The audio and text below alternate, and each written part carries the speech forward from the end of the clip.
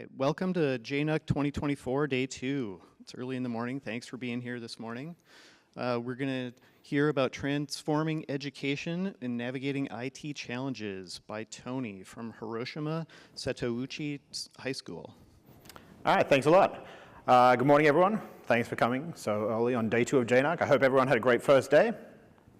So let's just get straight into it. So yes, my name's Anthony Douglas, although since coming to Japan, everyone calls me Tony. I'm coming here from Setouchi High School in Hiroshima, Japan. I'm originally from Sydney, Australia, but after graduating with a degree in computer science, I moved to Hiroshima to teach English, as you do. Setouchi High School is a secondary high school, senior high school near the city center of Hiroshima, Japan. So it covers the last 3 years of secondary education. This is non-compulsory education in Japan. It has a student body of around 1,200 students and around 80 teaching staff. It is part of Matsumoto Academy, which also runs our sister school, Sakuragaoka High School, which is around 5 minutes away from Setouchi. This has the same principal as Setouchi High School, and I've recently also started helping manage their IT as well. They have a student body of around 800 students and 50 teaching staff, and that is growing each year. Just before I really get into things, can I get a quick show of hands of anyone that has visited Japan? All right, nice. How about people that have lived in Japan? All right, excellent. People will understand why I asked both those questions, especially if you've lived abroad, because it's a very different experience living in a country and working in a country than just visiting the country. So amongst expats in Japan, there's a saying that Japan has been living in the year 2000 since the 1980s.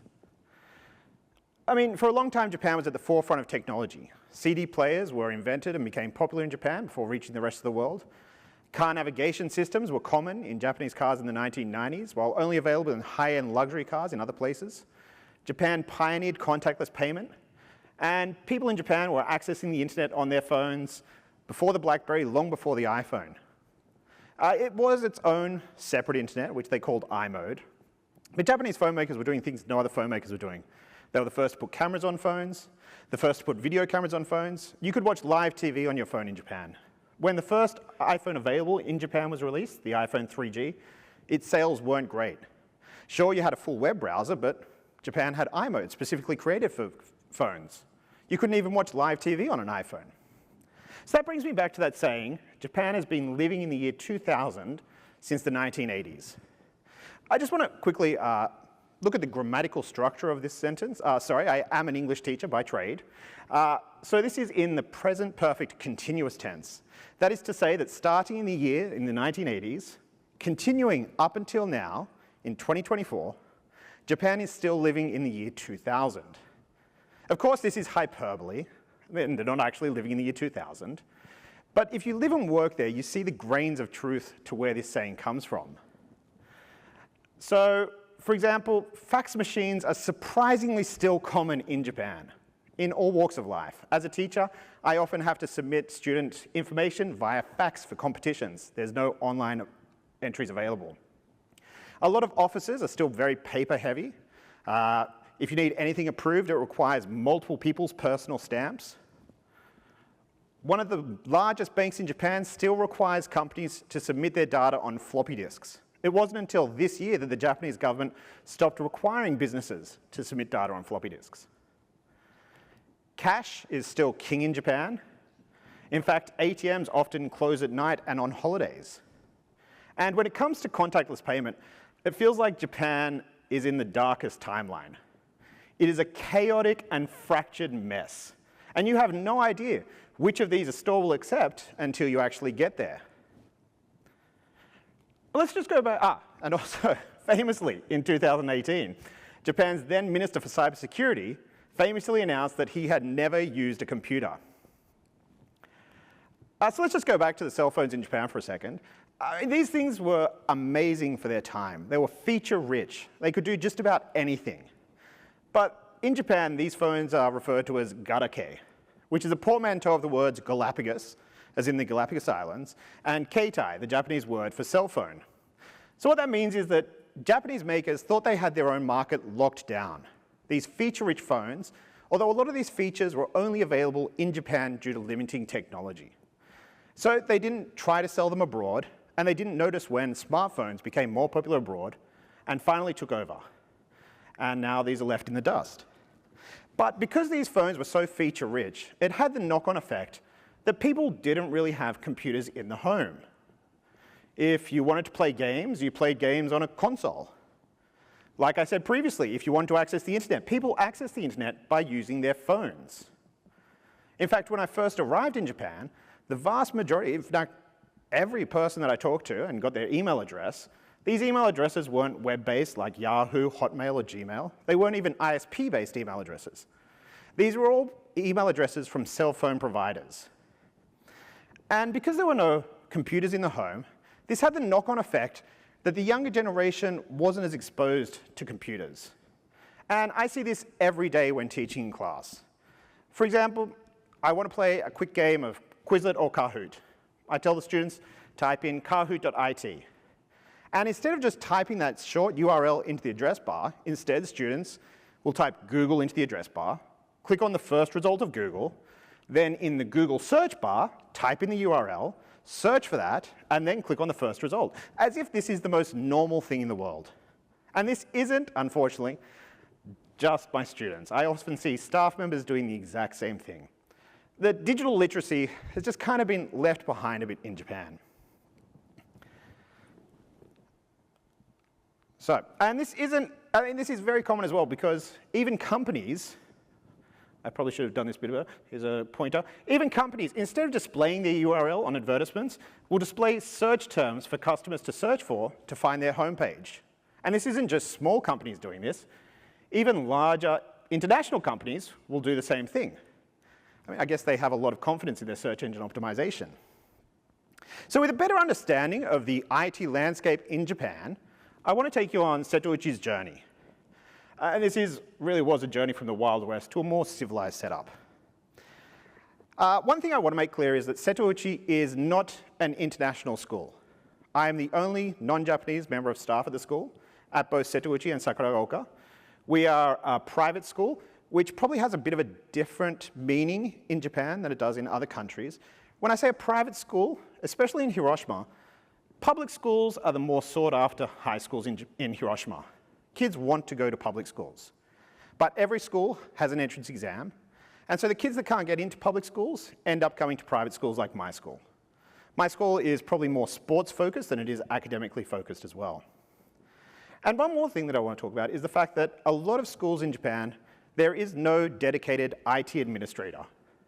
This job always falls on someone that has shown an interest in computers. And this teacher will often have a full class load. There will be a homeroom teacher, which is like a job in and of itself in Japan. And their time before school, after school, and on weekends is usually taken up with club activities like sporting events. I myself am an English teacher. I am also part of the entrance and admissions department. I am head of the English speaking club and the school broadcasting club. And I also do a lot of PR work for the school. So when I first arrived at Setouchi in 2012, all teachers had their own laptops, and those laptops were in Windows workgroups. Every laptop had the same username and login password, and all of those users were local administrators. It was anything goes. This is on the same network as student private information. They could install whatever they wanted, be it malicious or not. There was basically no oversight. The de facto IT admin at the time was a teacher who had shown an interest in IT, and they did have a teaching degree in IT, but teaching certificate in IT, but they only got that after the subject they were originally teaching was phased out. And so it wasn't until a little bit after that when the limits of Windows file sharing became apparent and they wanted more granular control over who could access what. Also, the IT admin at the time, or the guy that was doing IT admin at the time, was going to retire, that they started to talk to me a bit more about what we should do. And so finally, in 2017, we migrated to Active Directory for our PCs. We hired a company to do this migration for us. At the same time, they redid our LAN network and set up a Wi-Fi network for us. Later that same year, we also provided iPads to all of our teaching staff. We also installed projectors and screens in each classroom, and we connected each projector to an Apple TV.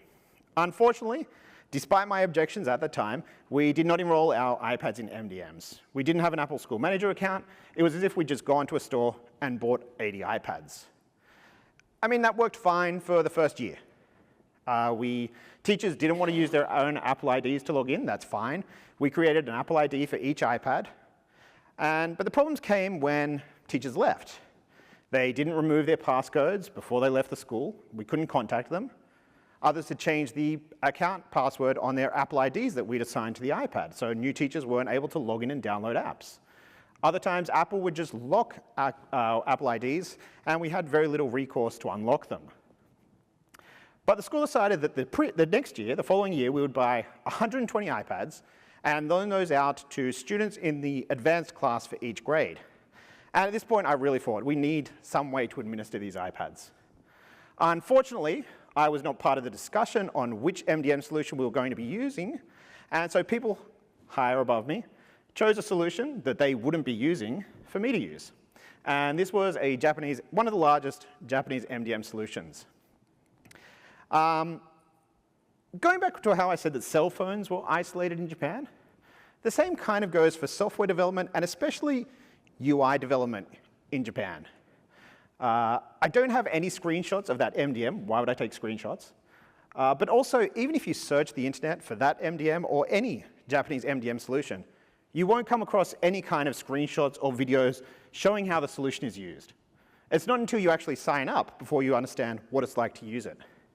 But just to talk a bit about the UI problem in Japan, I mean, Japan is known for some wonderfully simplistic and marvelous design of physical products, but UI is another matter altogether. So just quickly, for example, this is the top page for Yahoo for the English-speaking world.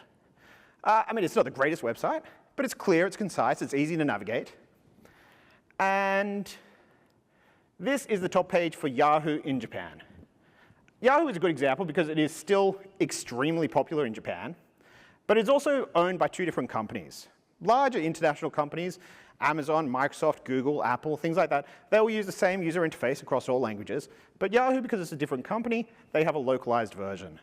And this kind of information-heavy website and UI design is extremely common throughout Japan. It can be a real headache to work through. It's difficult to work what you want to look at, find where you want to go. So like I said, I didn't have any screenshots of the MDM that we used, but I did manage to find some CSV files that I had downloaded when we were using it. So just to give you a quick overview of what it was like to use it. Sorry, this is a bunch of Japanese as well. I'll explain it. So this is, for example, you want to deploy a mobile device configuration profile. And so you come up with a list of devices. You have the device number over here. I don't know how this was decided. It's pretty sure it's not a MAC address. It just seems to be some random numbers. This screen, you were lucky enough to have the device name. So it's pretty easy. You could just choose this device gets this configuration profile. But if you wanted to, for example, deploy an app, when deploying an app for that screen, you did not have the device number. You did not have the device name. Instead, you just had the serial number. So, I mean, unless you were a savant like Rain Man or something, you had no idea which devices you were assigning things to. You would need your own spreadsheet to cross-reference to work out which devices you wanted to assign apps to. Even just editing device configuration profiles, you literally could not edit device configuration profiles. You would have to duplicate a profile, start editing it. If you accidentally saved before you finished editing it, you would then have to duplicate it again and do it again. Trying to work out which commands had been sent successfully, which were still pending, and which had failed, was also another task that was just basically impossible. You could not look at commands per device. Instead, you were just given a long list of commands sent out, every command sent out by the MDM. And unfortunately, you did not get the device name, not even the serial number. All you got was this random set of numbers for the device number. So after 3 years of struggling with this MDM, my school decided it was time to introduce a one-to-one deployment for the incoming cohort.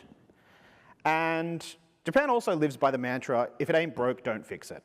I mean, not even that, don't fix it. I mean, not that things are broken and they don't fix it, but there's very little want to move to a new solution. If something works, even if it's terrible, it works. We'll stay with it. Luckily, my school isn't like that. I was given the freedom to choose what MDM solution we were using because I was the only one using it. So I went for a search.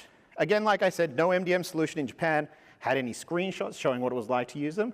And so I came across Jamf Pro, and we all know it has a fantastic interface, great analytics, great statistics, and things like that. But one of the big things that really drew me to Jamf Pro was the well-documented and open API, but also the Jamf user community. No software system in Japan has that kind of thing at all. Everything is closed source.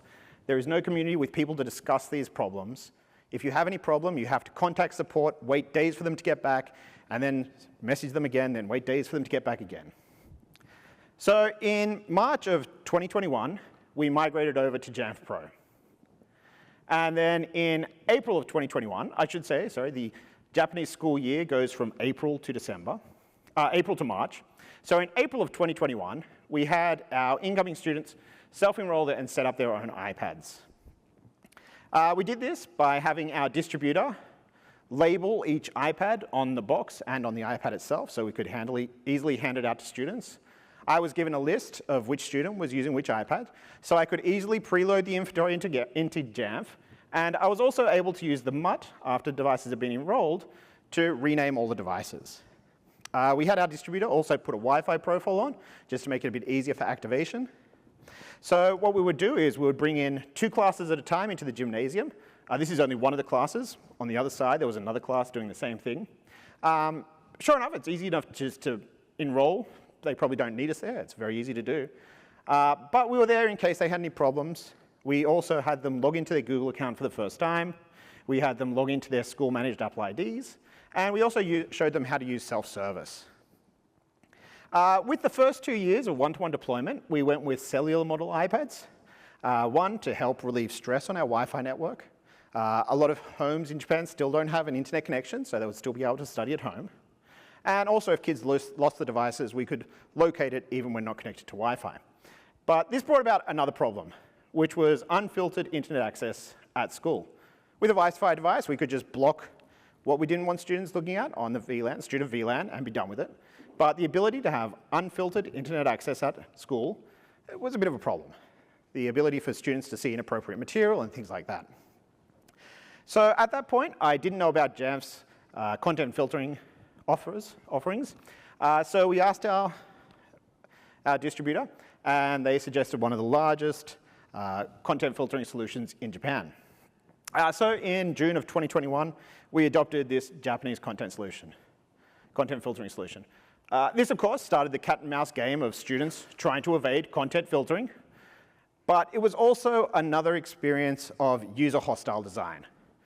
Same with the MDM solutions. There was no way to look at what these content filtering services would look like before you actually signed up. And it was a bare bones user interface. Very simple. You could set up a blacklist, a whitelist. When doing those, you actually had to choose whether you were blocking HTTP or HTTPS. You couldn't do both at the same time. You'd have to do it twice. And a bunch of other problems. But just going over the content filtering solution we used, it used an app as a global proxy. So any internet connection would check with the app whether it was allowed or disallowed, and then connect onto the internet. I didn't really think about this too much at the time, so I just set it up. But then students could simply disallow cellular access to the app, which meant when they turned off Wi-Fi, they again had unfiltered access to the internet. So I thought, OK, that's fine. In Jamf, I'll disable the students' ability to disable cellular access. But then they found other ways. You could simply reboot the device, and within the minute or so of the device rebooting, before the app had actually set up, you had unfiltered internet access. So they could access a third-party proxy. Once that connection was established, it would stay established, and they could just access whatever they wanted. So I thought, fine, if the proxy app is unavailable, block all internet connections. I guess I didn't really think about this very thoroughly. At the same time, we'd started using Apple Classroom and Jamf Teacher, which I'll get back to a bit later. But teachers would use Jamf Teacher to help students focus by removing apps from their home screen. Unfortunately, if the proxy app was removed from the home screen, it no longer worked. If the proxy app wasn't working, there was no connection to the internet. There was no connection to the internet. This included commands from Jamf to remove restrictions of Jamf Teacher, which meant the only solution we had was to factory wipe the iPad. And this wasn't the only time these things happened. The app developers themselves pushed out an update. I had updates automatically downloading onto student devices, and this update was buggy. So when a student downloaded this update, it didn't work. That device could no longer connect to the internet, which meant we had to factory reset that device. Luckily, I picked it up after only 20 or so devices, not 800, so that wasn't too much of a problem. But I mean, it was just a series of problems using these Japanese solutions. And I also wanted to find websites where students were using third-party proxies and things like that to access other content. But this solution had nothing but a series of CSV files, rolling logs. Each file was multiple megabytes, tens of thousands of lines long. Even just opening the file took a long time. But going through each single data point, trying to work out which websites were most accessed, which were using the most data, were they websites we wanted them to access, it felt like I was on the losing end of a whack-a-mole game. So after 2 years of struggling with this product, I saw the announcement for Jamf Safe Internet. I registered my interest. Unfortunately, it was not available in Japan at that time, but I was recommended Jamf Protect Data Policy. So after trialing that on a few of our iPads, we decided it was great, it was fantastic. And so in May of 2023, we migrated to Jamf Data Policy. We've all seen it. It looks great. It's got great visuals, very easy to read. One thing that I loved was it allowed me to sort websites by how much data they were using, how many connections they had. And so that helped me really crack down on those third-party proxies and things like that. One slight problem, maybe a bit more than a slight problem, is that Jamf Data Policy in Japan doesn't have a great categorization of Japanese websites. So when I set up Jamf Data Policy, I went with a scorched earth policy. If something was uncategorized, it was blocked. Unfortunately, this meant most Japanese websites were blocked. So at the time, we were using the DNS proxy solution. So what I did was, for the Jamf block page, I created a Google form and put in a clickable link so that if students came across a website they needed to access, but it was blocked, they could click on that link, go straight to a Google form, input the URL, although this was, again, a problem in itself because they didn't know what a URL was, but input the URL and the reason they wanted to access it, and I could add that to the whitelist. And this was a great measure to help us fill in the gaps. When on-device content filtering finally became available, we did transition to that. But this also brought up things like this, showed us that there's a lot of distractions in the class. Sorry, I haven't used much text on my slides up until now. Now you've got a wall of text. It's the worst thing I can do in a presentation, I know. And I'm going to do even worse. I'm going to read this roll of text directly to you. But in the 2023 GEM report from UNESCO, they had this quote. The use of smartphones in classrooms leads to students engaging in non-school related activities, which affects recall and comprehension. A study found that it can take students up to 20 minutes to refocus on what they were learning after engaging in a non-academic activity. Negative effects are also reported in students from the use of personal computers for non-academic activities during class, such as internet browsing, and in their peers who are in view of their screens. So not only are students being distracted and taking almost half of the class to refocus, any student that is near that student and can see their screen is also getting distracted. So we needed a way to help fight those distractions in the classroom. Especially in Japan, the average class size for a high school is around 35 to 40 students. At Setouchi High School, that average is actually around 40 to 45 students. So it is really difficult for one teacher to get around and see what everyone is doing. So to help students focus, we introduced Apple Classroom and Jamf Teacher. Again, we've all seen these. They're great great applications. Apple Classroom allows teachers to see a live view of student screens to see if they're being distracted, see if they need any help. It also allows you to open up a certain application, lock to that application, navigate to a website, or lock a device when it shouldn't be in use. Unfortunately, Apple Classroom is also really easy to get around for students. All they need to do is turn off Wi-Fi or turn off Bluetooth, and they no longer appear in Apple Classroom. So to combat that, we also use Jamf Teacher. Again, we probably saw the keynotes yesterday and things like that. And Jamf Teacher is a great way for teachers to, in real time, set restrictions on iPads, whether that is which apps the students are allowed to use, which websites the students are allowed to access, or even which features. For example, if I'm giving an English test, I don't want autocorrect or spell check available to the students. Even anecdotally, setting these restrictions at the start of a class, I can see the students much more focused on the task. If I let the class go for a bit, realize the students are distracted, and then set the restrictions, that's not a great way to do it. Students get angry, they're not happy, it's not fun for anyone. And Jamf Teacher is great because as long as the student is connected to the internet, the command will go through. One problem, though, is that we need all of our student information into Apple School Manager. And so Apple School Manager does connect with a lot of student information systems, so you can bring that student information straight in, rosters and things like that. Unfortunately, like I said before, a lot of software solutions in Japan, they don't communicate well with other things.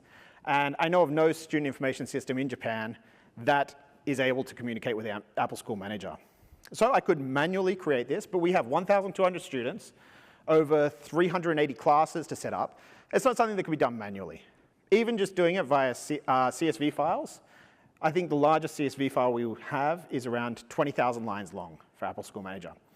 So what I did was I'd studied Java in university. So I wrote a quick and dirty and simple Node.js program to take the CSV information we got from our student information system and set that up into the right format for Apple School Manager. So now it's easy. Teachers have their classes there. They can easily, in Apple School, go into that Apple Classroom, go into that. At Jamf Teacher, they have their classes there, ready to set things up. One interesting problem that it probably doesn't matter to most people here, most Japanese systems, when encoding files, use what's called Shift.JIS encoding. But large international companies like Apple and Google require UTF-8 encoding. It's just a one line of code when I'm writing a program, that's not a problem. But actually, if you want to check what your CSV files look like, for some reason Excel, and I know Excel is not a CSV editor, but it's fantastically useful as one.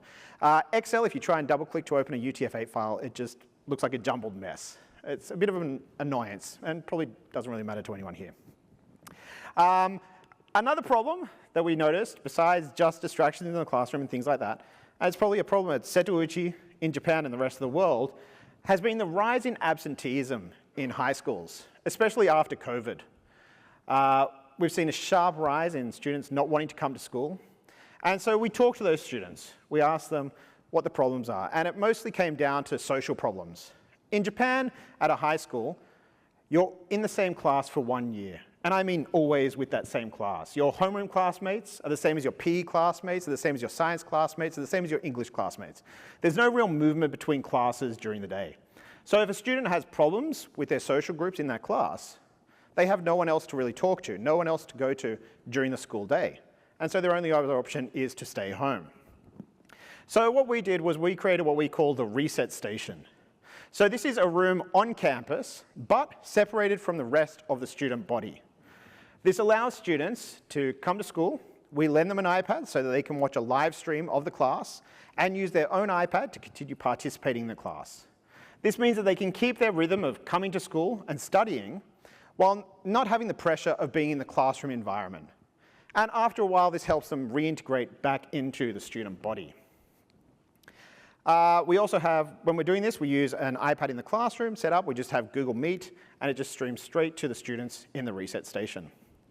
This isn't the only use we have for our old fleet of iPads.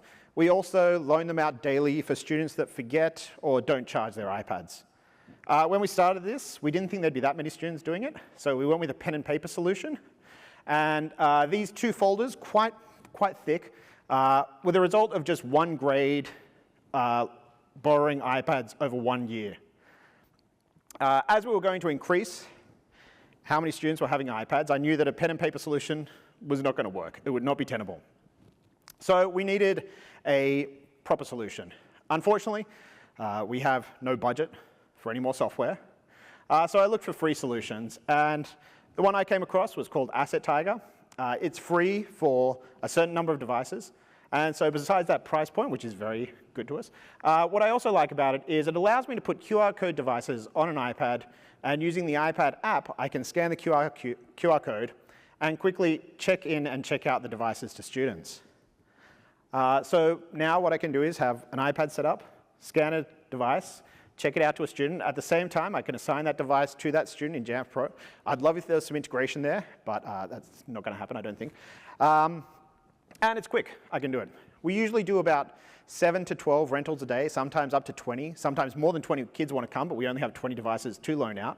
And we end up doing about 1,500 device rentals in a school year. So one other problem, though, is when students were returning those devices, they were logged into their accounts, and they didn't care about that. The idea of account security means nothing to them. They're students.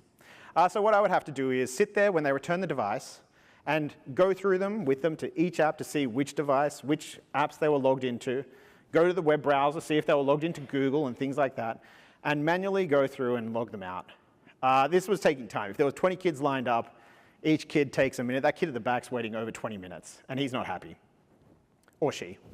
And so I thought about manually wiping each device when it came back, but then that would require me manually entering the Wi-Fi password, going through the setup screens before I could get it back to usable state. And luckily, we were offered to test Jamf's return to service. So there are other speakers will be talking about return to service, but I'll just go over it briefly. Jamf return to service allows, with one push of a button, to wipe a device. It will automatically sign into Wi-Fi.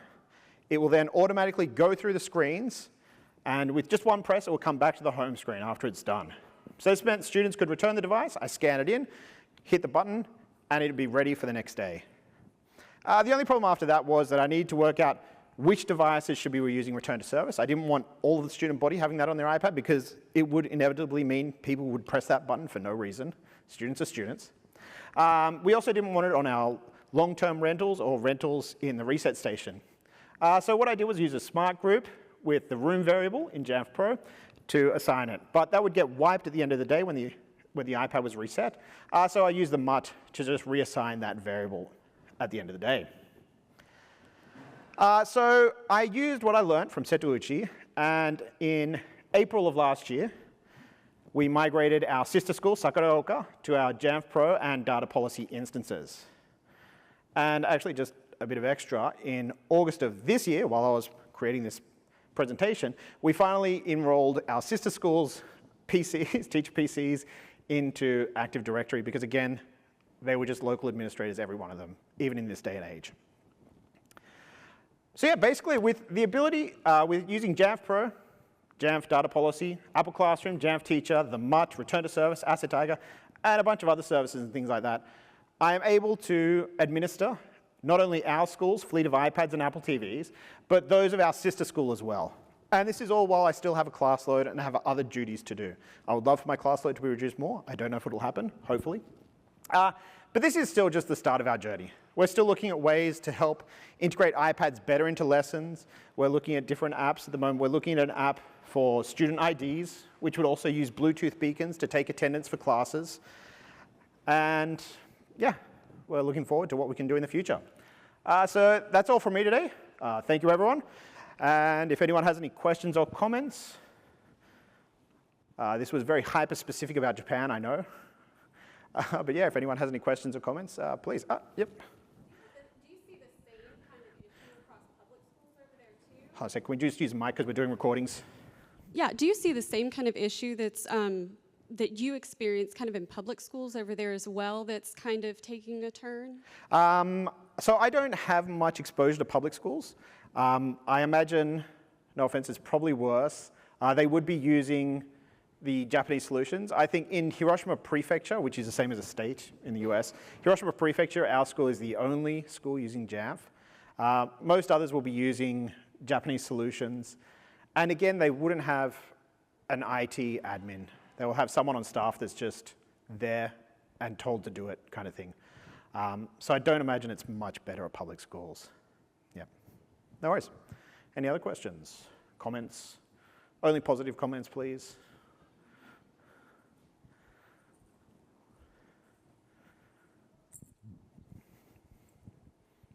Thank you. So do you have assistance when you're 2,000 plus miles away? Kind of, but not really. I'm still getting messages at 2 o'clock in the morning and things like that about how to get stuff done. So yeah, no, not really. There are people there that technically should be able to do it. I've taught them how to do it. But again, they're regular teachers. And if they don't do it regularly, then they're not really in that mind space. They forget how it's done. And so in the end, yeah, I'm still getting messages at 2 a.m., 3 a.m. about what to do about things. Yeah. But yeah, with my jet lag, it's not a problem. I'm awake at 2 a.m. anyway right now. And for this presentation, Tony specifically took off his Apple Watch and his phone and left it back there. So didn't want those distractions. I'm just wondering, do you communicate with other schools in Hiroshima to maybe share this model, or are you kind of on an island for now? I do talk to other people. We do have some like group sessions where we discuss, but it definitely does feel like an island. Each school just does what they do. There's not much. I mean, when it comes to actually like apps that we're using in classes and things like that, there's a much more of a discussion. But when it comes to IT administration, it's just each school is doing. I mean, they're not really thinking about it that much. I mean, I think that Golem meme would be the same when talking about cybersecurity in Japan. What's cybersecurity kind of thing? It's just not something that's really thought about. I see a lot of discussions here about standards and compliance and things like that in the US. That does not exist in Japan. There is nothing, no standards or compliance that we have to apply to or anything like that, which is scary to me.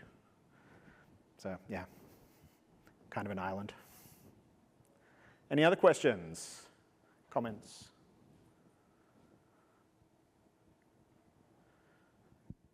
All right, it gets a little awkward, so that's good. But let's give Tony a round of applause. Thank you very much.